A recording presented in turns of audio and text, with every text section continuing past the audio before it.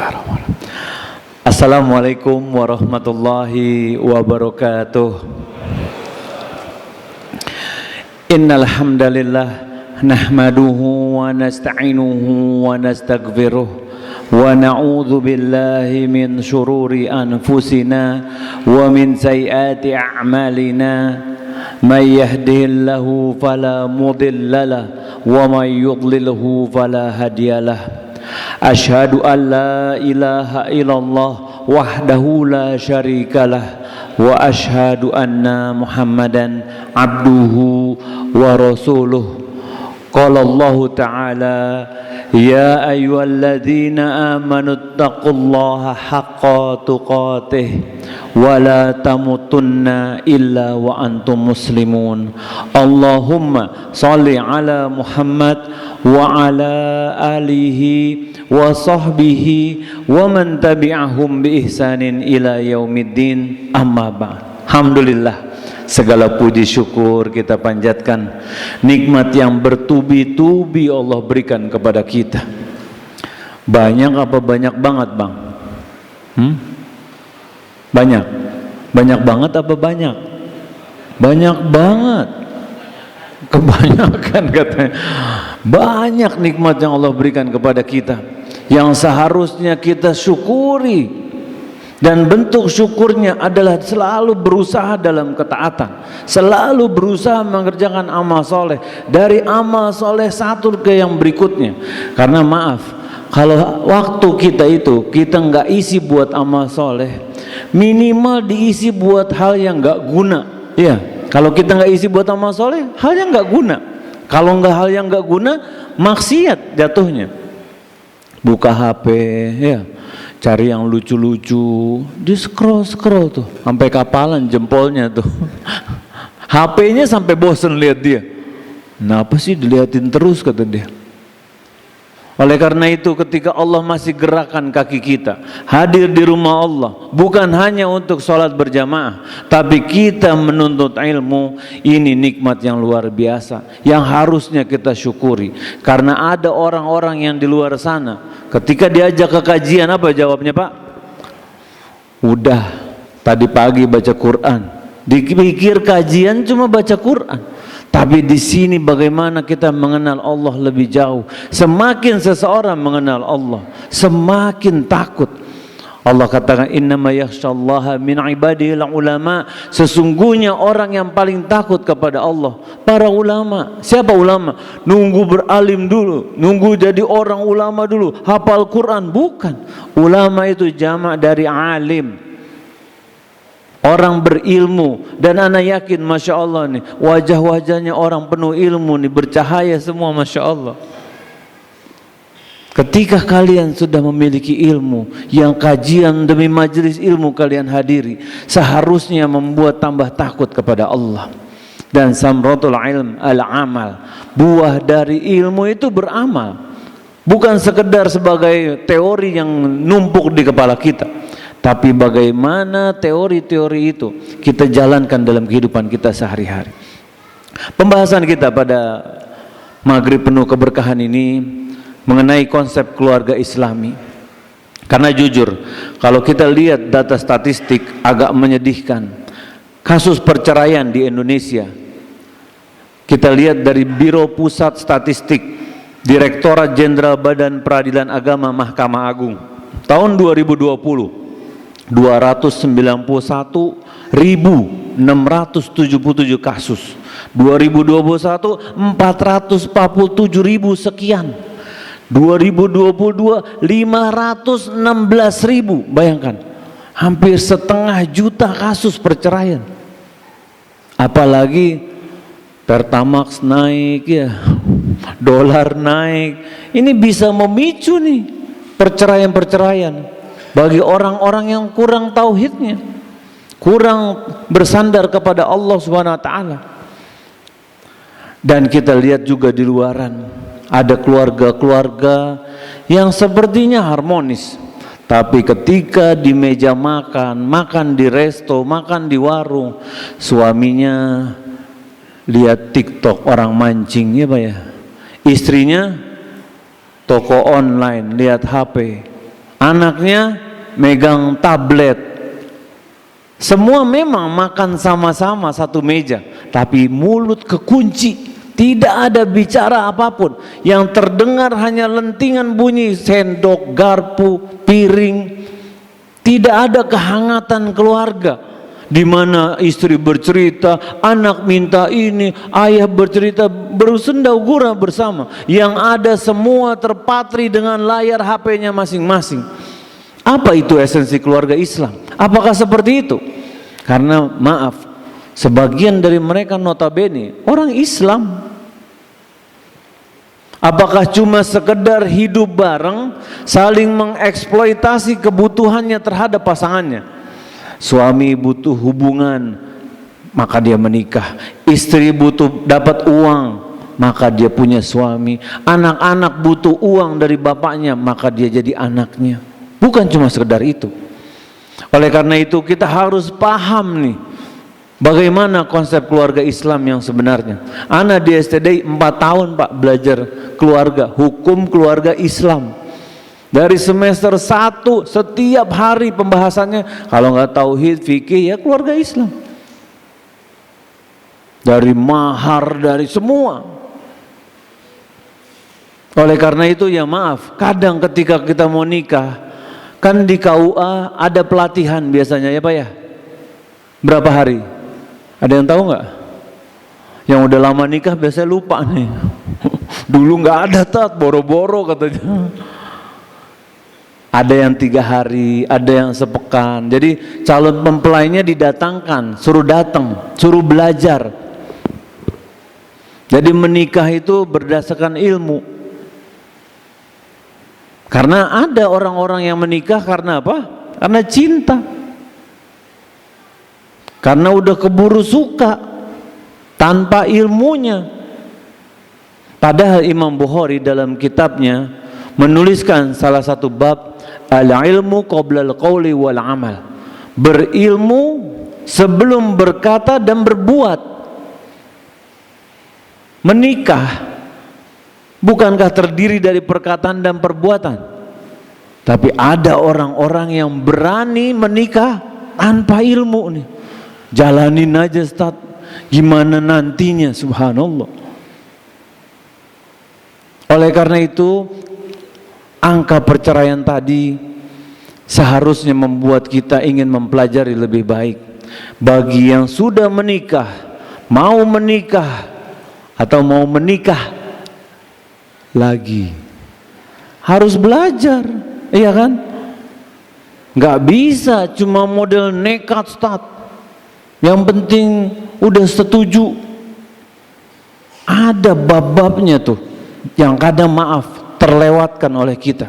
Oleh karena itu kita bahas pada kesempatan yang singkat ini. Bagaimana sih konsep keluarga Islam yang sebenarnya?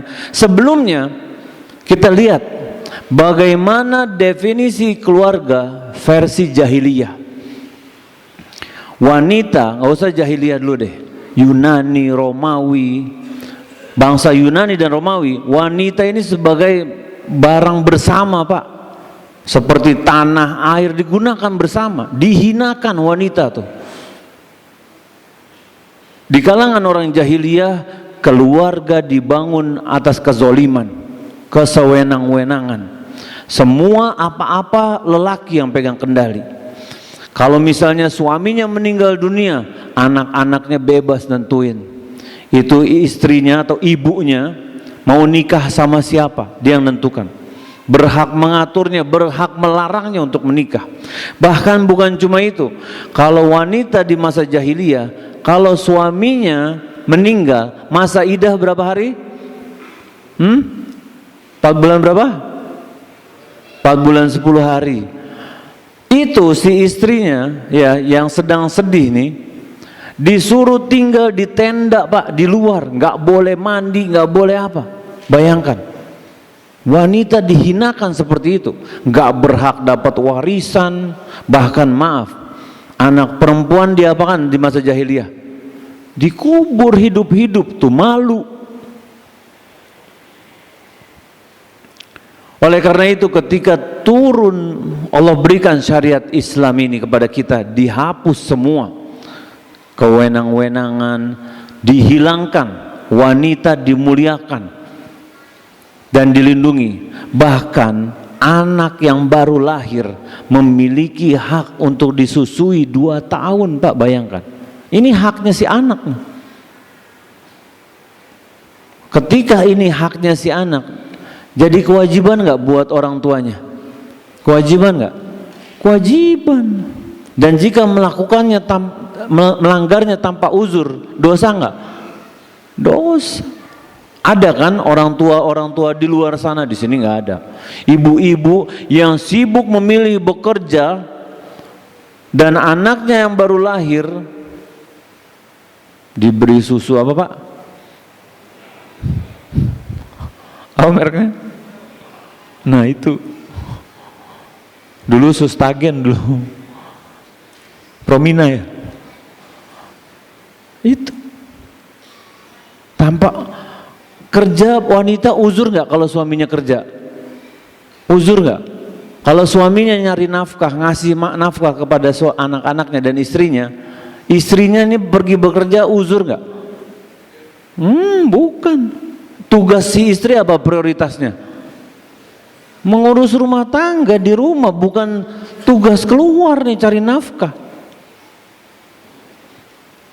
Oleh karena kita lihat itu versi jahiliyah. Bagaimana keluarga barat?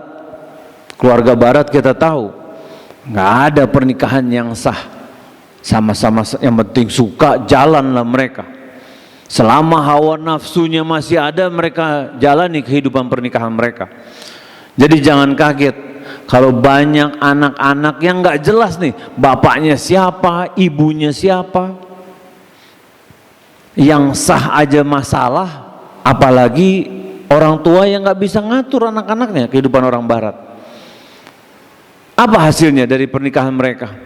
Keluarga yang berantakan, anak-anak yang nggak respect sama orang tuanya, orang tua yang nggak tahu anaknya siapa.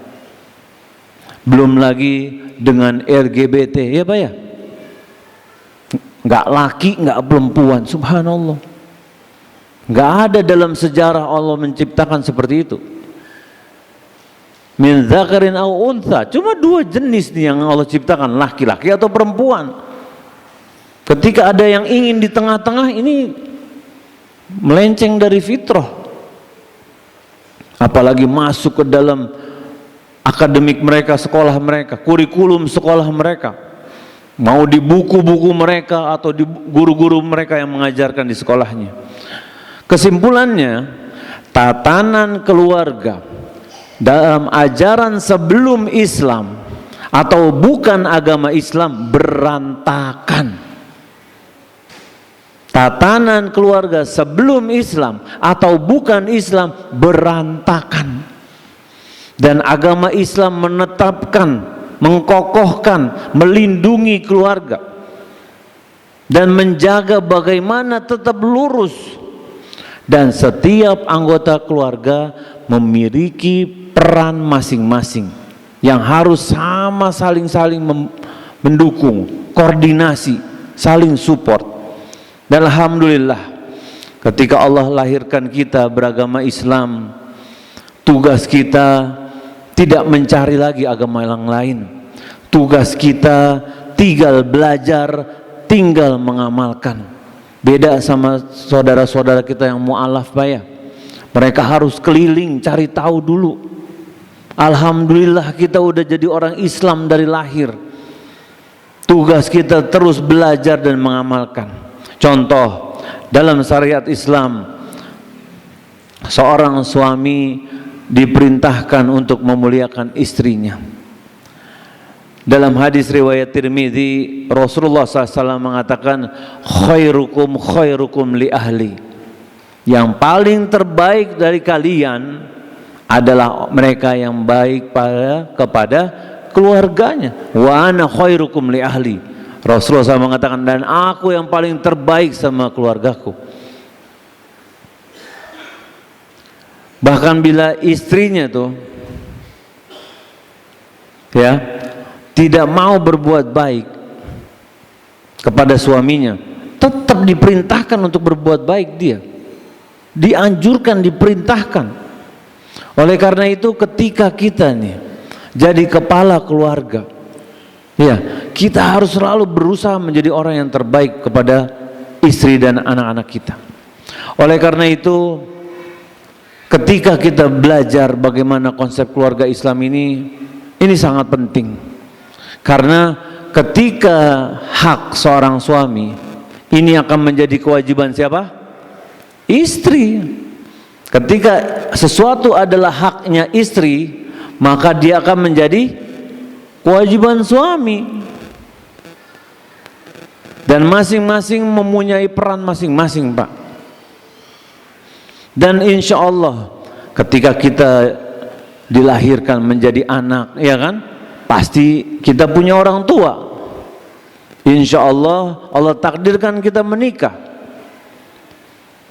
Dan kita tanya sama diri kita, bagi yang sudah menikah, dulu belajar nggak sebelum menikah bab-bab bagaimana peranan seorang suami atau bagaimana peranan seorang istri dalam syariat Islam?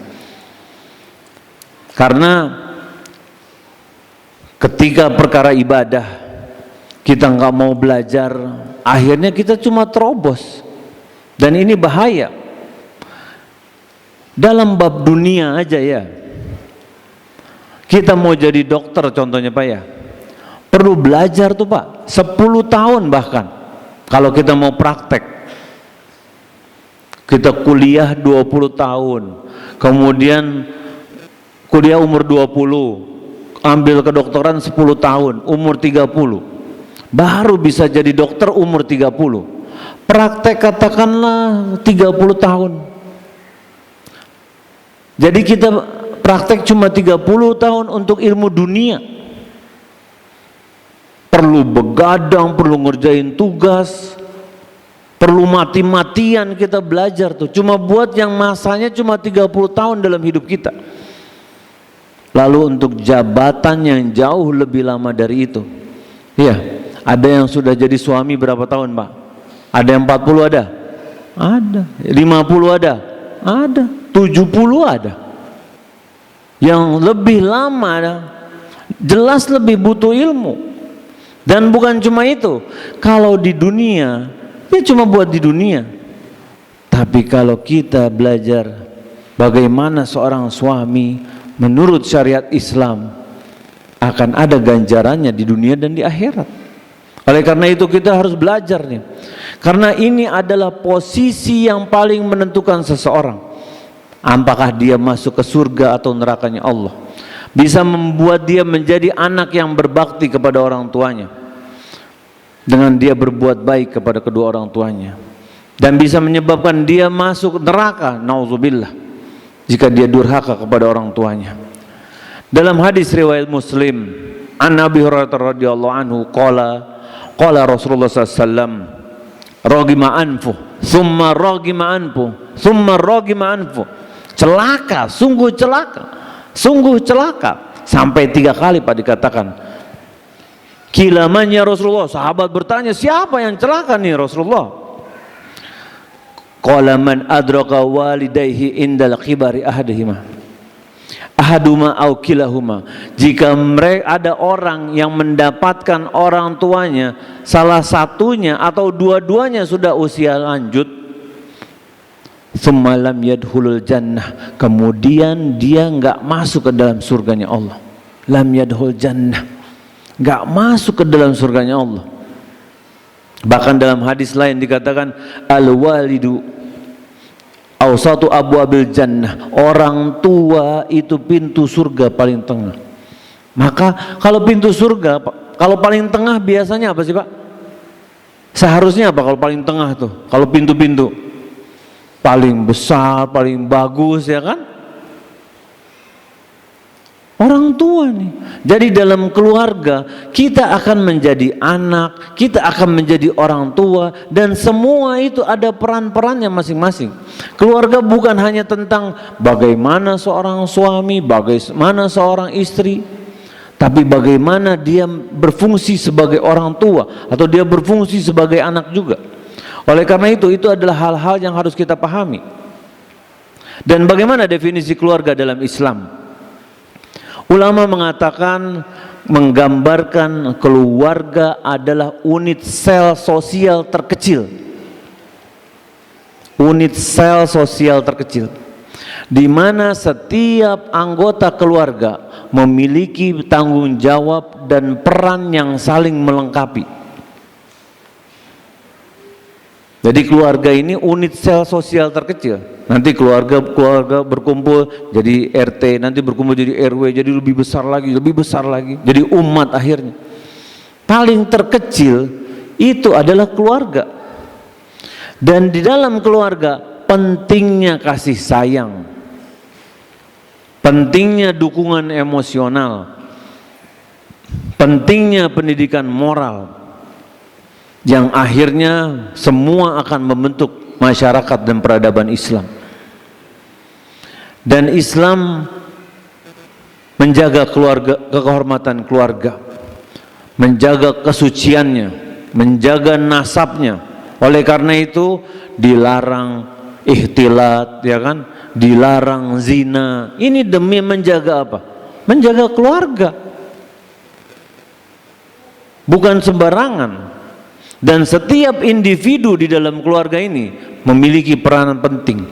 Ayah dan ibu menjaga pendidikan anak-anaknya, anak-anak mendengarkan dan mentaati orang tuanya, menjaga hak ayah dan para ibunya, berlandaskan cinta dan pengagungan. Karena maaf, ada orang tua yang ingin ke anaknya biar cepat, pakainya apa Pak? Emosi, marah-marah.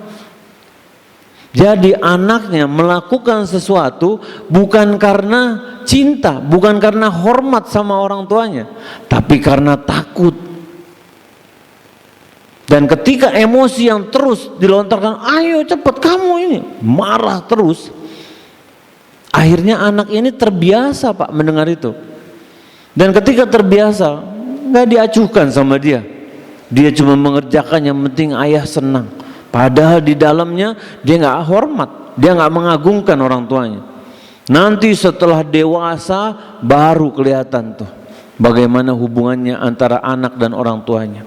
Oleh karena itu, ketika kita belajar bagaimana konsep keluarga Islam yang sesungguhnya, ini akan membentuk keluarga yang tangguh. Apalagi zaman sekarang Pak. Kalau zaman dulu ya nggak ada HP nih, ya kita tahu anak kita bandel, habis main sama siapa dia. Zaman sekarang bisa dia pakai gamis duduk di pojok masjid lagi lihat hal-hal yang dilarang oleh Allah Subhanahu Wa Taala. Zaman ini lebih berat, lebih wajib lagi kita belajar agar kita bisa melindungi mereka. Bukan serta-merta kasih HP aja biar anteng, biar beres semua. Akhirnya waktu berjalan kita menyesal. Ternyata pendidikan kita kepada anak kita selama ini tidak berjalan sesuai yang kita inginkan. Nauzubillah. Oleh karena itu kita harus pahami bagaimana konsep keluarga dalam Islam. Tapi Anda tanya dulu, apa yang terlintas di benak para jamaah ketika kita lagi naik pesawat nih, lewat Gunung Bromo ya, lewat samudra yang luas. Pasti kita di saat itu merasa betapa kecilnya kita, betapa luar biasanya, maha besarnya Allah. Ini semua adalah tanda-tanda keagungan Allah. Kita merasa bahwa kita lemah di hadapan Allah. Tapi pernah nggak kita sadari bahwa sesungguhnya pernikahan adalah tanda-tanda kekuasaan Allah. Bukan hanya gunung, bukan hanya samudra yang luas. Allah katakan dalam surat Ar-Rum ayat 21, ayat yang sering dibacakan dalam pernikahan. Allah katakan wa min ayatihi, dan dari tanda-tanda keagungan Allah, lihat Pak, an khalaqalakum min anfusikum azwaja, diciptakan dari kalian pasangan-pasangan. Ini tanda-tanda keagungan Allah, Pak. Pernikahan tanda-tanda keagungan Allah. Pasangan-pasangan, litaskunu ilaiha, agar kalian merasa tenang. Jadi Allah jelaskan, dengan adanya istri, dengan adanya suami, hadirnya istri adalah tandanya keagungan Allah. Dan di saat yang bersamaan Allah jadikan sumber ketenangan, agar kalian dengan istri-istri kalian itu merasakan sakinah, mawaddah, warahmah. Dan salah satu tujuan dari penciptaan istri kita agar kita mendapatkan ketenangan, Pak. Jadi bagi suami-suami yang pulang pas buka pintu lihat istrinya, alhamdulillah, tenang, itu adalah murni tanda-tanda keagungan Allah. Bukan karena kita pinter nyari istri, Pak, bukan. Bukan karena ya aneh Ustaz, siapa lagi, oh itu rezeki aneh, bukan. Itu murni tanda keagungan Allah. Dan nikmat ketenangan ini nggak diberikan sama semua orang, Pak. Jangan kira kaya raya akan ada ketenangan, belum tentu. Jangan kira ganteng dan cantik bakalan dapat ketenangan, belum tentu. Jangan kira sudah ngaji pasti dapat ketenangan, belum tentu. Dan alhamdulillah ketika Allah berikan ketenangan, itu tandanya Allah SWT memberikan kesempatan kita hidup dalam ketenangan yang harus kita syukuri. Karena banyak orang-orang di luar sana pulang ke rumah, ya dia lagi, tutup lagi, keluar, pergi lagi deh. Kita lihat betapa banyak suami-suami yang lebih betah di luar, Pak, dibandingkan di rumah sama istrinya. Kita lihat ada istri-istri nggak betah di rumah, ingin di luar, pergi terus. Dari pagi sampai malam, kadang ada yang kerja, kadang ada yang kajian dari pagi sampai malam, nggak ketemu sama suaminya. Coba, alangkah ruginya. Pulang, Anda nggak betah di rumah, Tat, capek lihat suami, mendingan di kajian tenang. Ada yang seperti itu, Pak. Oleh karena itu ketika kita bisa datang ke kajian sama pasangan kita, ngaji, nanti di motor boncengan cerita, tenang, ketawa-ketawa, itu luar biasa yang harus benar-benar kita syukuri. Oleh karena itu ketika kita diberikan kesempatan sakinah, mawaddah, warahmah, lalu bagaimana cara mewujudkannya jika belum? Yang pertama, seorang suami, seorang istri harus paham dan perform. Harus paham dan perform akan tanggung jawab masing-masing di rumah tangga. Jadi dia harus paham dulu. Bagaimana dia mau perform kalau dia nggak paham? Dia paham tapi kalau nggak perform, nggak melakukan tanggung jawabnya, sama juga, nggak ada faedahnya. Contoh gini deh, Pak, kita kerja di kantor, ya, setiap divisi ada job desk masing-masing kan? Ada yang marketing, ada yang gudang, ada yang cleaning service, ada yang sales. Kalau setiap divisi ini nggak kompak, jalan nggak perusahaannya? Jalan nggak, Pak? Nggak jalan, udah. Sales sudah maju, siap jual nih 1 juta produk, nggak taunya produksi nggak bisa, cuma 200. Produksi udah 1 juta, sales cuma 100, nggak bisa.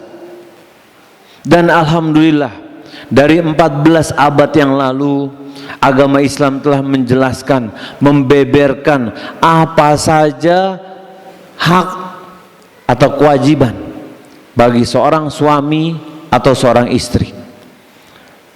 Dan tugas kita ketika kita paham apa saja kewajiban seorang suami atau kewajiban seorang istri, tugas kita ketika kita mengetahuinya, mempraktekannya dalam kehidupan kita. Yang jadi masalah kadang kita nggak tahu tuh, apa sih tugasnya seorang suami, apa sih tugasnya seorang istri, apakah boleh tukeran? Karena di luar sana kadang di sosial media gitu kan, suaminya naik motor, nganterin istrinya kerja Pak. Di-upload di sosial media, dada-dada. Dia pulang lagi ke rumah naik motor. Bersihin kamar mandi, masak. Coba, istrinya kerja di kantor pakai seragam. Nanti sore dia berangkat lagi jemput istrinya di stasiun. Suaminya di rumah. Subhanallah. Apalagi sekarang ada syubhat orang-orang barat ya. Dulu masih jarang wanita yang kerja ya Pak ya. 50 tahun lalu jarang. Zaman sekarang subhanallah, kereta, bis, apa semua wanita berangkat kerja. Orang-orang barat mengatakan wanita harus memiliki kesetaraan gender. Wanita memiliki hak yang sama untuk bekerja. Itu syubhat mereka. Bahwa idealnya seorang wanita bekerja di luar rumah dari pagi sampai sore kata mereka. Ketika ini terjadi, apa yang kita lihat? Mulai bergeser. Seorang ibu madrasatul ula, pendidik pertama atau yang utama, mulai dia tinggalkan. Dia mulai tersibukkan dengan tugas kantor. Dia tersibukkan dengan meeting. Dia tersibukkan dengan acara-acara kantor. Dan bukan cuma itu, ketika seorang istri bekerja, seorang suami kerja, ada orang tua yang memiliki pemikiran, anakku kan udah aku sekolahin tinggi-tinggi, anak wanitaku sudah S1, masa dia cuma jadi ibu rumah tangga di rumah? Kerja dong, punya karir dong. Belum lagi ada orang tua di luaran sana yang mengatakan begini Pak, kamu anak perempuan kerja ya, biar punya penghasilan sendiri. Karena nanti kalau suamimu ceraikan, kamu masih bisa hidup. Ada nggak Pak orang tua begitu Pak? Ada. Seakan-akan dia sudah suuzon sama takdir Allah, betul? Iya. Udah suuzon sama takdir Allah. Seakan-akan dia mendoakan supaya anaknya nanti cerai. Allahu Akbar. Nggak boleh seperti itu. Oleh karena itu, sangat disayangkan kalau wanita-wanita zaman sekarang ada yang enggan menjadi seorang ibu rumah tangga. Ketika seorang wanita menjadi ibu rumah tangga, dia akan sibuk di luar Pak. Katakanlah pulang kerja jam berapa? Sampai sini jam berapa Pak? Jam 9? Jam 8? Jam 8 lah katakan. Pulang sampai sini jam 8. Ya, terus apa yang terjadi? Mandi dulu, makan dulu, baru selesai jam 9 Pak. Jam 9 ini anak-anak udah mau tidur. Kapan kita mau main sama dia? Kapan kita mau mengajarkan Iqra? Kapan kita mau bercanda bersama? Kapan bisa menanamkan nilai-nilai Islami?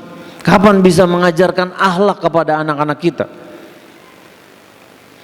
Memang ada orang tua yang S2 bahkan S3, tapi ketika mereka tidak hadir di rumah, maaf, yang kadang yang ada di rumah hanya ART yang kadang lulus SD pun tidak. Dan kadang banyak yang awam tentang agama. Ini yang menyedihkan. Waktu di STDI, anak buat penelitian tentang LGBT, Pak. Kenapa sih ada laki-laki yang jadi seperti itu?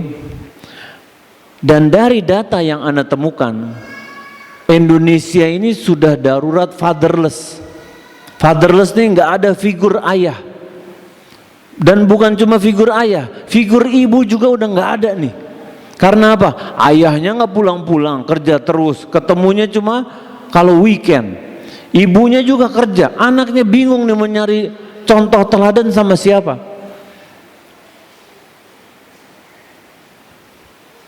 Katanya ingin memberikan yang terbaik buat anaknya. Tapi ketika kita jarang di rumah, apakah itu definisi memberikan yang terbaik? Anak-anak kita memang butuh uang, Pak. Tapi bukan itu sepenuhnya. Mereka lebih membutuhkan waktu kita, kebersamaan sama kita, waktu-waktu bersama kita. Itu yang penting, yang harusnya kita habiskan sama mereka, malah kita di luar. Ustadz, karena kan mesti biar masuk sekolah yang mahal, yang begini, yang begitu. Memang harus, Pak.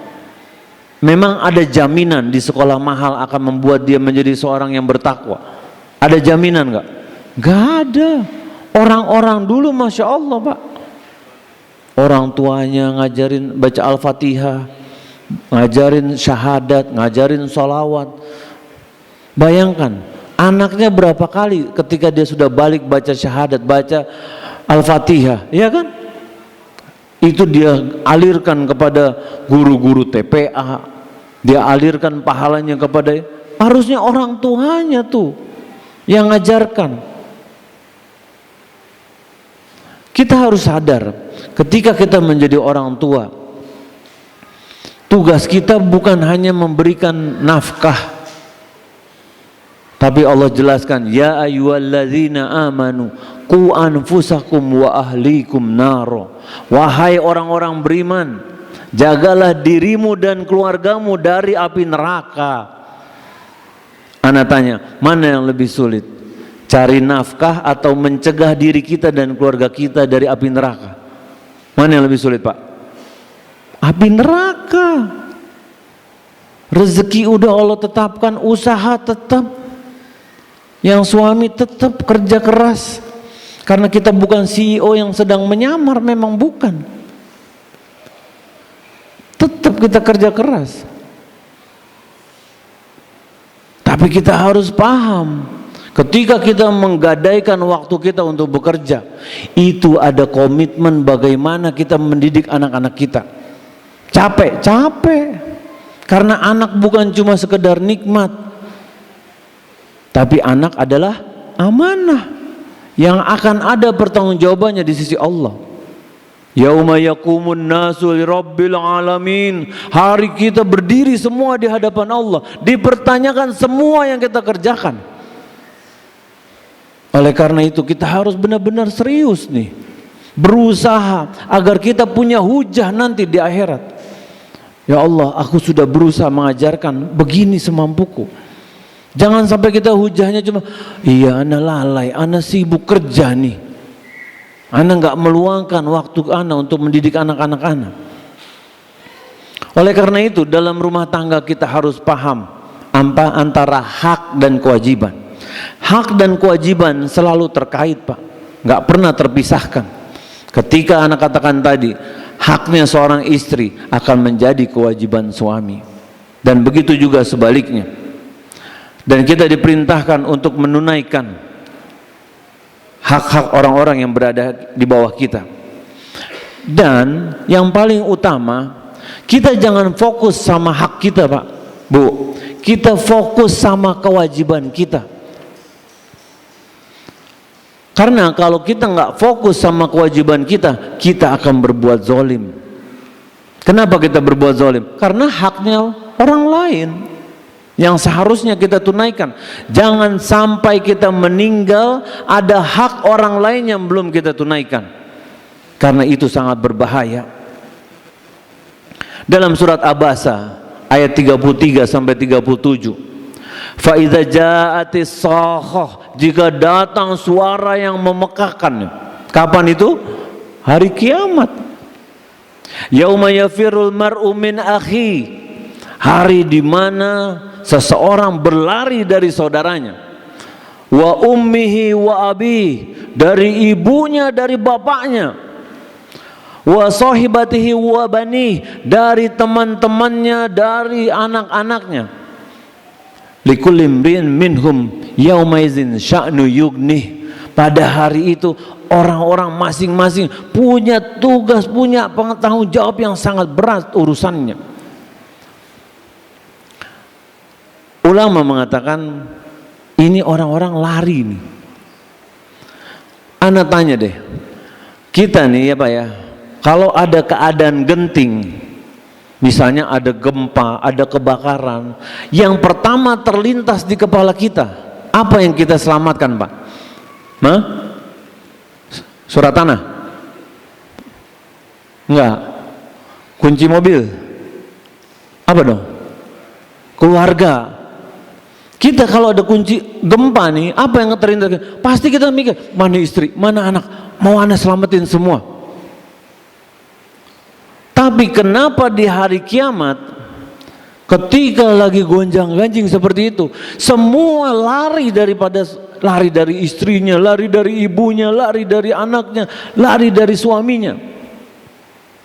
Ulama menjelaskan ketika hari kiamat orang-orang lari dari keluarganya karena mereka takut dituntut tanggung jawab mereka, karena ada hak-hak yang belum mereka berikan. Jadi di hari itu kita tuh butuh pahala Pak, butuh amal soleh, bukan malah sibuk dituntut. Dan tugas kita ketika kita masih di dunia ini, ayo deh, apa hak-hak mereka, itu kewajiban kita yang sepatutnya kita berikan. Jangan sampai kita menjadi orang-orang yang merugi. Dan biasanya ketika ada masalah dalam rumah tangga, biasanya ketika salah satu pihak tidak menunaikan hak pasangannya, biasanya gitu Pak. Ada orang-orang yang cuma menuntut hak, tapi dia lalai akan kewajibannya. Dalam surat Al-Mutaffifin ayat 1 sampai ayat 5, Allah katakan, wailul lil mutaffifin, celaka bagi orang-orang yang berbuat curang. Alladzina idza iktalu 'alan nasi yastawfun, jika mereka menimbang buat orang-orang, mereka mengurang-uranginya. Wa idza kalu aw wazanuhum yukhsirun, dan jika mereka menimbang atau menakar buat orang lain dikurangi. Jadi kalau dia minta buat dirinya, minta dipenuhin tuh. Yastaufun, dipenuhi, dikasih sesuai takarannya. Tapi jika dia menimbang buat orang lain, dikurang-kurangin sama dia.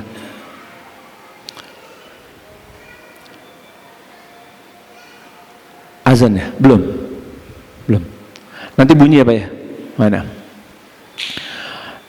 Kebanyakan dari kita berpikir ini ayat tentang orang-orang berbuat curang ketika menakar, berjual beli atau muamalah. Tapi ulama Syekh Muhammad bin Shalih Al-Utsaimin rahimahullah ta'ala mengatakan ayat ini bukan hanya tentang orang berbuat curang dalam muamalah. Ini terjadi bagi semua aspek kehidupan kita.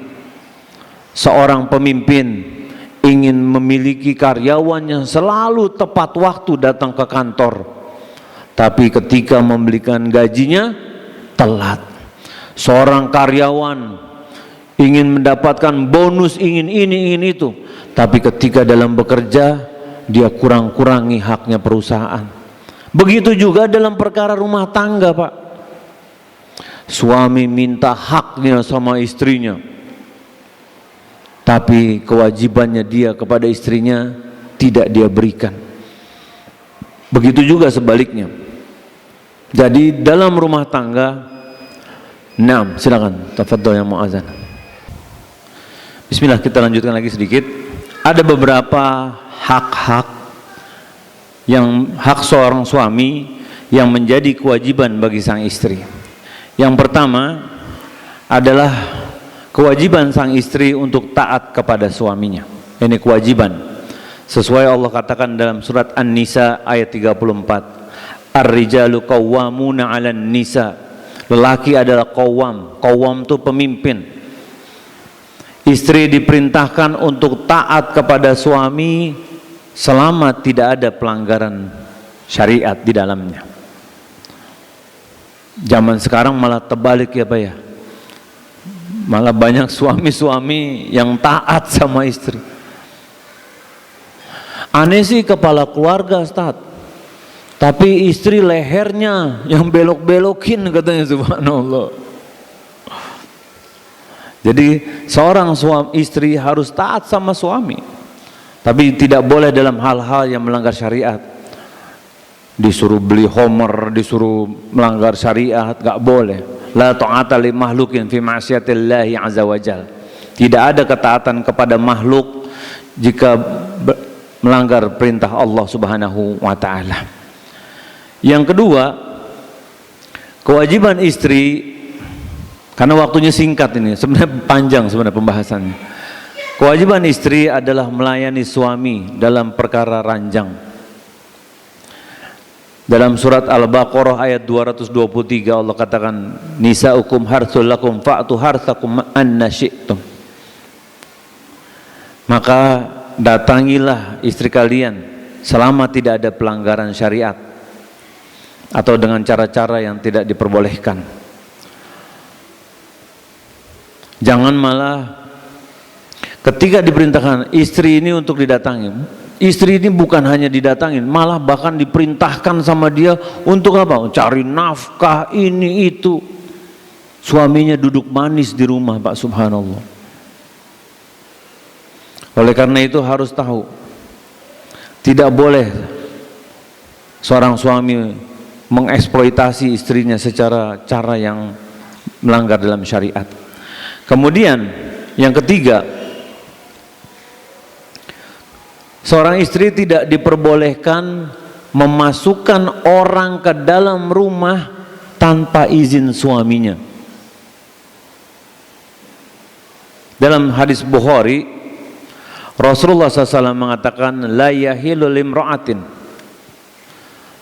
antasuma wa zawjuha syahidun illa bi'ithnih. Tidak halal bagi seorang wanita untuk berpuasa ketika suaminya hadir. Dan dikatakan wala ta'zana fi baiti illa bi'ithnih, dan tidak boleh mengizinkan siapapun orang untuk masuk kecuali atas izin suaminya. Yang kadang yang jadi masalah, kadang tukang apa Pak? Yang suka masuk-masuk? Tukang galon ya, tukang gas. Oleh karena itu suami harus memudahkan, punya metode bagaimana caranya biar gas atau galon itu bisa istrinya yang narik sendiri. Apa ada rodanya atau apa? Atau suaminya sudah memastikan gasnya ada meterannya, jadi bisa memastikan nggak ada orang yang bisa masuk. Karena ya maaf, kadang ketika ada kesempatan terjadi yang tidak-tidak Pak. Jangan dibuka pintu itu. Jangan terlalu bermudah-mudahan. Yang keempat, istri tidak boleh keluar rumah tanpa izin suaminya. Lain cerita kalau memang suatu yang sering dilakukan, misalnya contohnya ke pasar untuk beli apa, ya untuk perkara-perkara yang sudah pernah minta izin. Ya, aku minta izin ya, kalau aku tiap hari ini ke pasar beli ini di sini, lain cerita. Tapi kalau untuk hal-hal yang di luar dari hal-hal yang sudah pernah minta izin sebelumnya, harus minta izin.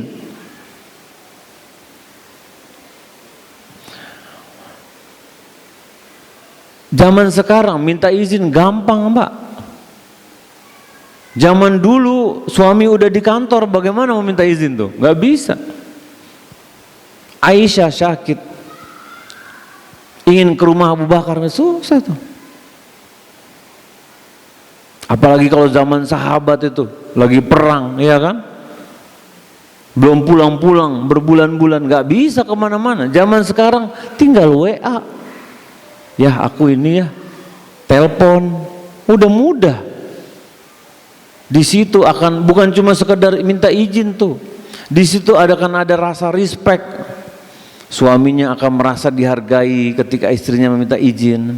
Istrinya merasa bahwa ada seorang yang dia hormati, yang menentukan dia boleh pergi atau enggak. Oleh karena itu, janganlah bermudah-mudahan dalam bab ini. Ada yang kalau mau pergi tunggu abang masuk kamar mandi baru kita gas. Mau pergi ke bazar nunggu suaminya masuk kamar mandi. Ntar suaminya keluar kamar mandi, istri mana nih? Udah jalan dia. Nggak boleh seperti itu. Lalu bagaimana kewajiban seorang suami? Secara umum dalam surat Al-Baqarah ayat 228 Allah jelaskan kaidahnya. Walahunna mithlul ladzi 'alaihinna bil ma'ruf. Kaidahnya wanita memiliki hak setara dengan suami dalam semua hal. Tapi belum sampai di situ. Ayatnya ada lanjutannya. Walirijali 'alaihinna darajah. Tapi bagi laki-laki punya satu tingkatan lebih di atas istrinya. Ya. Jadi kaidah umumnya haknya wanita seperti haknya laki-laki, tapi laki-laki satu derajat di atasnya. Dan dikatakan bil ma'ruf. Bil ma'ruf itu sesuai dengan urf. Apa yang dianggap baik dalam masyarakat itu, berarti itulah yang ma'ruf. Selama tidak ada pelanggaran syariat.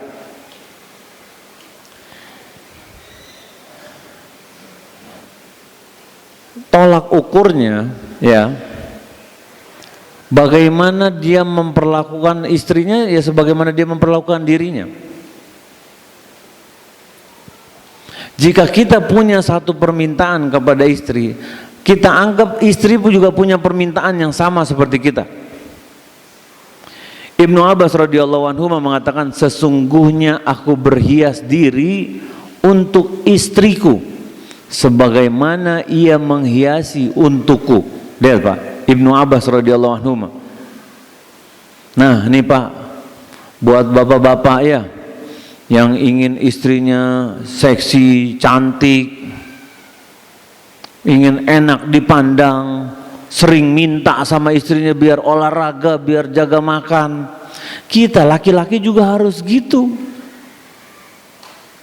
Kita harus juga enak dipandang sama istri kita Pak. Jangan kita maunya istri kita enak dilihat, kitanya pakai baju lobang sini ya kan. Enak tat, makin banyak lobangnya makin adem katanya. Terus perutnya gede gitu ya kan, gak pernah olahraga, mandi jarang, subhanallah, sikat gigi 2 hari sekali. Kasihan istri kita, kita yang keren gitu loh, kan istri kita juga pengen lihat kita Pak.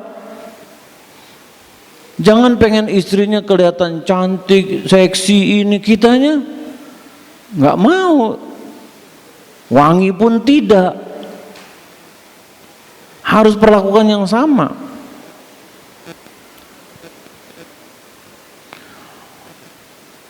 Dan seorang mukmin yang hakiki, dia akan mengakui adanya hak-hak bagi istrinya.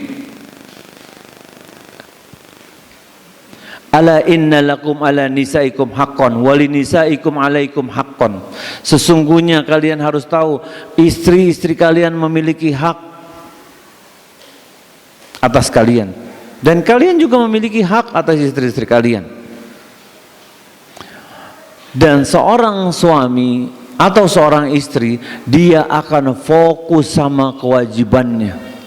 Dia fokus sama kewajibannya. Masalah haknya dia dapat atau enggak, dia serahkan sama Allah. Jangan kita fokus sama hak kita.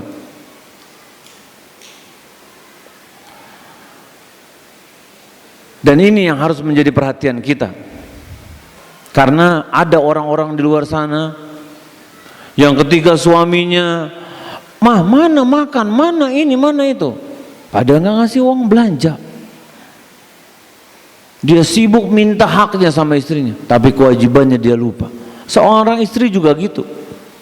Ada seorang istri, mana hak rumah gini-gini. Waktu itu anak kajian di Blok M. Ada sebelumnya ada yang mau konsultasi rumah tangga, suami istri. Istrinya sedang hamil besar, Pak. Si suami bilang sama anak, "Ustaz, istri anak ini mau minta cerai," dia bilang.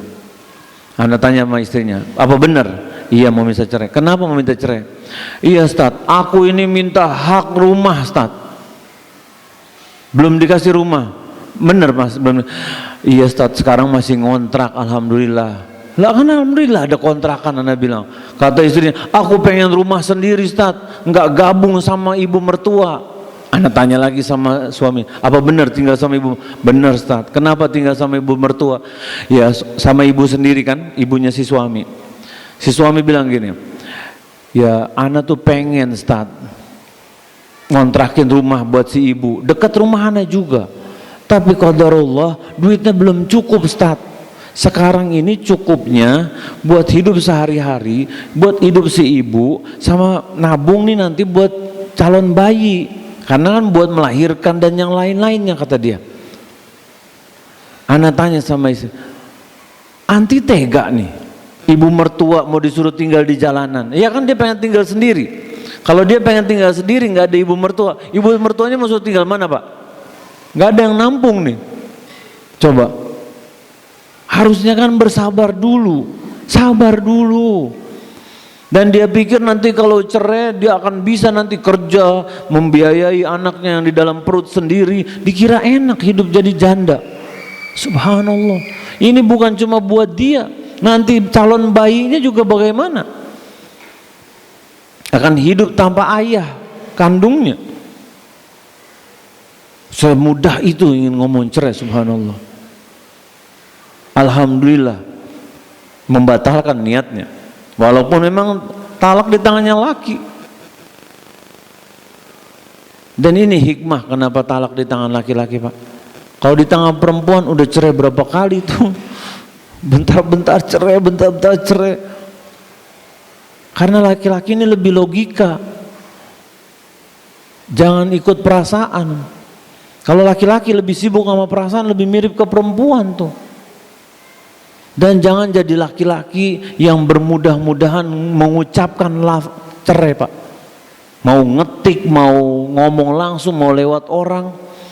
Jangan bermudah-mudahan dengan niat dan mengatakan ingin cerai. Tanpa sadar bisa jatuh cerai beneran tuh, Pak. Talak beneran tuh. Dan bercandanya, seriusnya, talak termasuk dalam bab ini. Mau mengucapkan talak, mau mengucapkan cerai, mau mengucapkan pisah, jika memang diniatkan ingin berpisah, bisa udah talak dia tuh, udah jatuh talak dari kapan tahu. Oleh karena itu kita harus jaga benar-benar. Dalam hadis dari Muawiyah bin Haidah, hadis riwayat Imam Abu Dawud, dikatakan ada beberapa hak seorang istri. Dikatakan antut'imha iza tu'imta, memberi mereka makan sebagaimana engkau makan.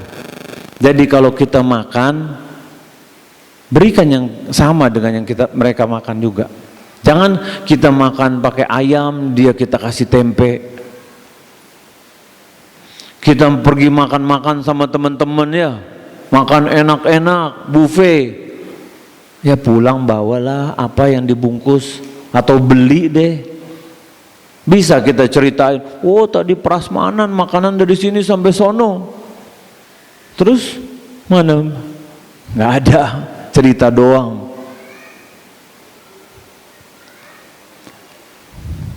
Wa taqsuha iza tasaita, dan berikanlah pakaian yang layak jika engkau berpakaian. Seorang suami pakai baju keren, rapi, istrinya juga Pak, yang bagus berikan. Walaupun cuma buat dipakai di rumah.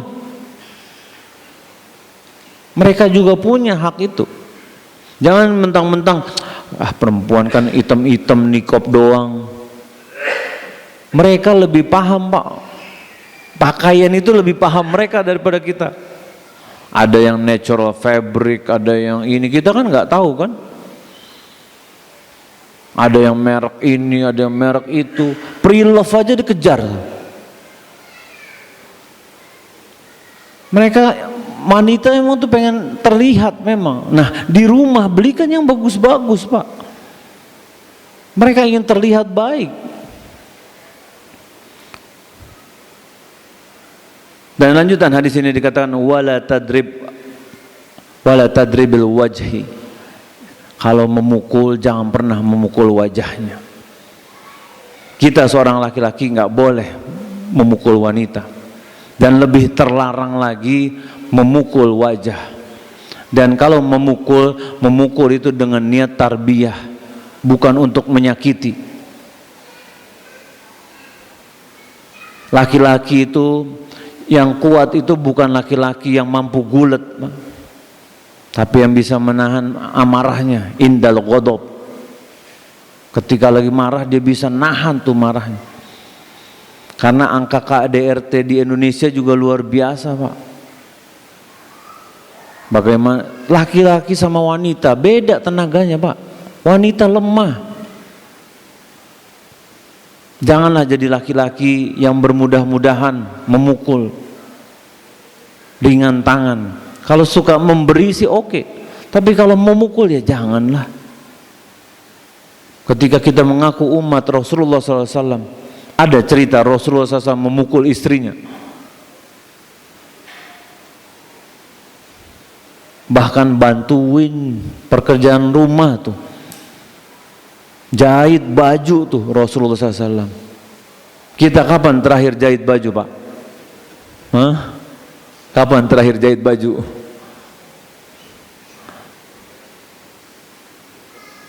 Iya kan?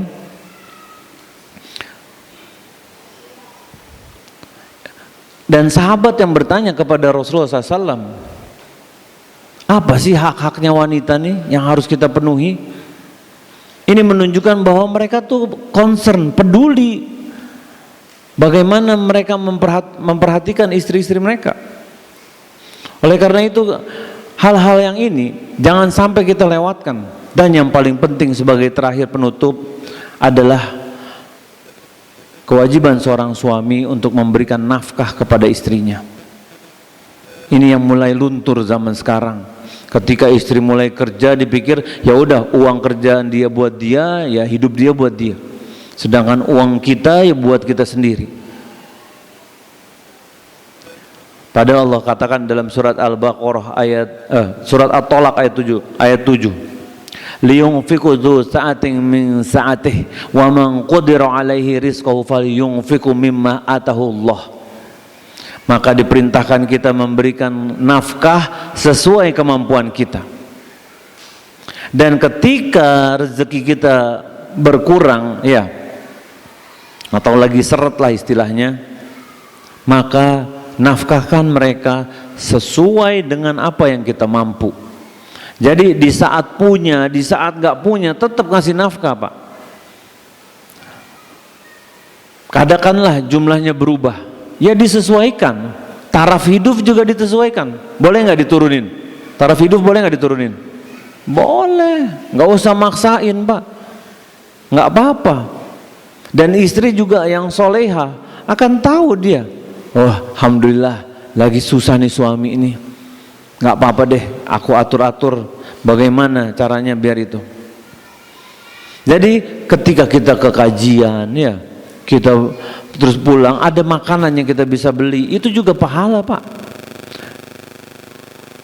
Jangan sampai kita pulang ke rumah nggak bawa apa-apaan buat orang rumah tuh.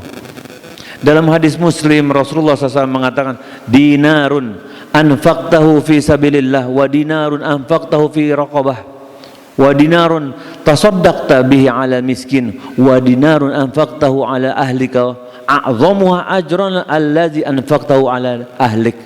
Jadi dinar yang kau gunakan untuk infak di jalan Allah, dinar yang kau gunakan untuk membebaskan budak, dinar yang kau gunakan untuk bersedekah kepada orang miskin, dan dinar yang kau berikan kepada keluargamu jauh lebih mulia uang atau nafkah yang kau berikan kepada keluargamu. Tuh Pak. Jadi ketika kita membelikan, pulang dari sini ada Tuhan jual apa, kita bawa ke orang rumah, itu luar biasa tuh pahalanya Pak.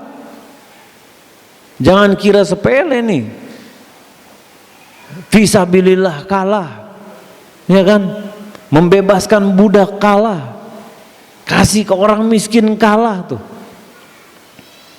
Jadi bukan sembarangan. Dan Nabi Muhammad SAW selalu berusaha memenuhi kehidupan istri-istrinya. Kalau kasih nafkah 1 tahun tuh Pak. Karena di luar sana ada suami-suami yang lalai, nggak mau kerja, nggak mau ngasih nafkah, udah gitu minta dihormati lagi, duduk sarungan ngerokok, minta dihormati sama istrinya, nauzubillah. Oleh karena itu kita harus berhati-hati, kita harus benar-benar memperhatikan apa-apa kewajiban kita sebagai seorang laki-laki, memperhatikan kewajiban seorang suami, sebagai seorang istri memperhatikan kewajiban seorang istri. Dan ketika masing-masing memperhatikan ini dan menyerahkan perkara haknya dikasih atau tidak kepada Allah Subhanahu wa taala, ini akan membuat rumah tangga semakin solid, semakin bekerja dengan perannya masing-masing. Dan semoga dari sini kita bisa memahami bagaimana konsep keluarga Islam yang dapat membantu kita, mencegah kita berbuat zolim kepada pasangan kita. Wallahu ta'ala alam. Ini yang bisa disampaikan pada pertemuan kali ini. Semoga bermanfaat. Jazakumullah khairan atas keluangan waktunya. Wa sallallahu ala nabina Muhammadin wa ala alihi wa sahbihi ajmain walhamdulillahi rabbil alamin. Kita tutup dengan doa kafaratul majlis. Subhanallah wa bihamdihi asyhadu an la ilaha illa anta astaghfiruka. Assalamualaikum warahmatullahi wabarakatuh. Allahu akbar, Allahu akbar, asyhadu an la ilaha